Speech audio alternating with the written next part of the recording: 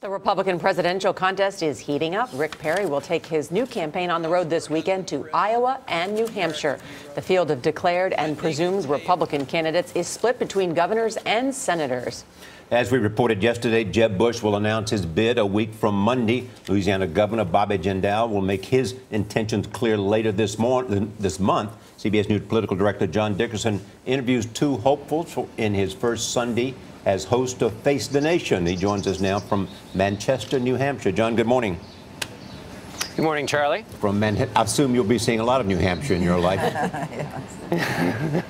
Yes, you know, if you just stand still long enough in Manchester, a candidate will just roll right by you. Let's begin with Jeb Bush. Has he hurt himself or has he gained something by waiting this long?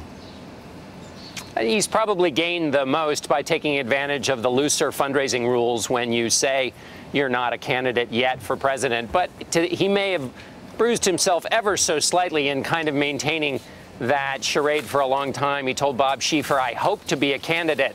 That's like me saying, "I hope to be on this broadcast this morning." I mean, he was a candidate.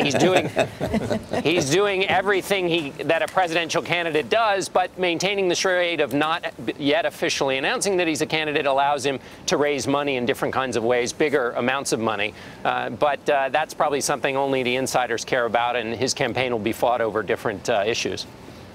What do you make of Governor Perry getting into the race yesterday, other than everybody talking about how hot it was? Is he better prepared this time around?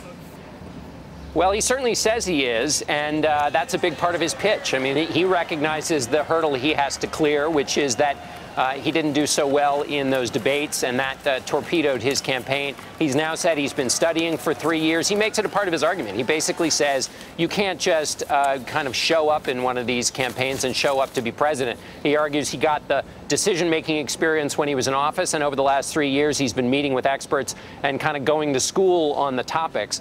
And so that's his case, and we'll see once we get to the debates whether he's faster on his feet than he was last time. I know you're speaking with New Jersey Governor Chris Christie for Sunday. Is he going to announce? When is he going to announce? What's the latest on his campaign? He's another one of these who's doing the dance. He at least has the excuse of local politics in New Jersey. He wants to get through the legislative session in New Jersey before making a decision. But he's in New Hampshire so much his son jokes that it's his new home. And so he was at a town hall last night looking every inch the presidential candidate. So all signs are that he's going to jump into the fray and join this ever-increasing Republican field. Mr. Dickerson, I'm looking at the style section of the Washington Post here. Wow. Look at this here, full-page thing, and it says basically that he has a face made for television. Talking about you, John Dickerson. Really? Yeah. So Charlie, what am I supposed to say to that? People usually said I had a face for radio, yes, but well, it's nice. No, it also says that you have. Nice of them to say that. It also talks about your love for politics and your relationship with your mother, who was a great reporter, and it's a very interesting profile of a man who's stepping into big shoes on Sunday, and we certainly wish you luck on Face the Nation. We hope that you'll be able to, as Nora will tell you, watch Face the Nation this weekend. Cheering you on, John Dickerson. Well, cheering you on.